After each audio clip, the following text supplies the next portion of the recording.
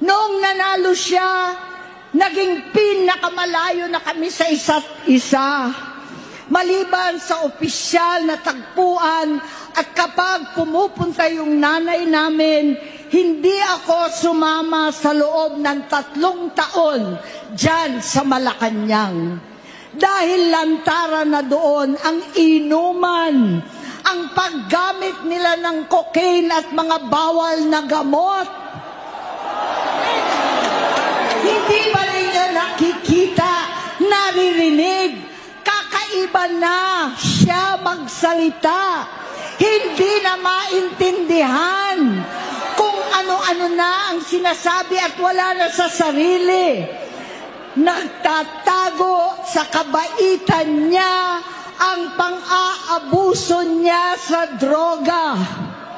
At nagbunga na ito ng mga nakakapinsalang maling desisyon. Hinayaan niyang kumilos ang mga nakatalibot sa kanya.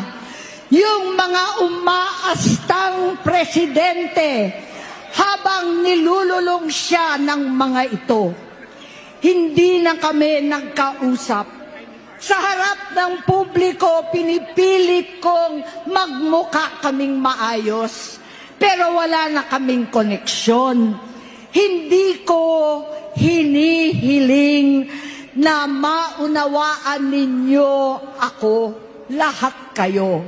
Sa palagay ko, ang makakaunawa lamang sa akin ay ang mga pamilyang may pinagdaanan sa adiksyon, sa inom, sa sugal, sa alak, sa bisyo, higit sa lahat, sa droga.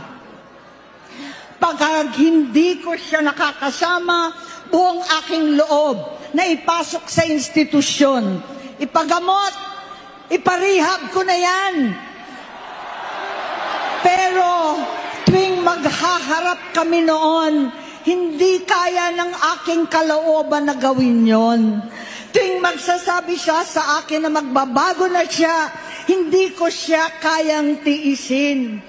Hindi ko kayang ipagkait sa kanyang pagkakataon at pagbabakasakali. Umaasa ako at laging nananalangin na sana, oo nga, nagbago na siya. Hanggang dumating ang 2024 at 2025, yung bisyo niya na ang dahilan ng pagbaha ng korupsyon, kawalang direksyon, at maling-maling mga desisyon. Walang accountability, wala nang hustisya. Hindi na niya alam ang nangyayari. Hindi na pinapaalam sa kanya ang mga pangyayari. Sinamantala ng mga ito ang paggamit niya ng droga. Kinangkam na nila ang kaban ng bayan, habang ang mga dating tumatawag sa amin ng magnanakaw ay nakakita ng pagkakataon sirain ang lahat. Nagagamit na nila si Bongbong para sirain si Inday. Itinutulak pa nila si Bongbong at ang bayan sa bangin para umastang tagapagligtas. Mula sa pagtraidor at pagpapahamak kay VP Inday, sa confidential funds na kung tutuusin ang galing naman sa opisina ng Pangulo, hanggang sa pagpadukot sa dating Pangulong Duterte para itapon na lamang sa ibang bansa. Ang kabaitan ni Bongbong ay naging kalupitan. Garapalan ng pagtatakip sa kanya ng mga nasa Congress, sa Senado, mga miyembro ng kabinete. Kitang-kita na ng taong bayan, wala nang puwang ang kahihiyan.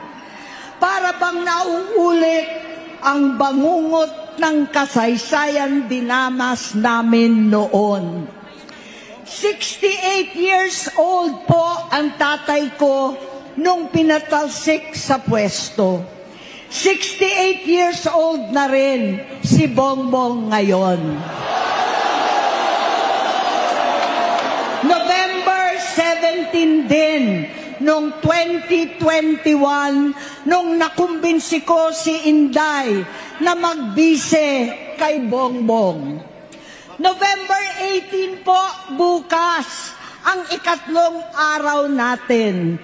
9 na taon na nakakaraan, saktong November 18 pa talaga, na pinalibing ni Pangulong Duterte ang tatay ko sa libingan ng mga bayani.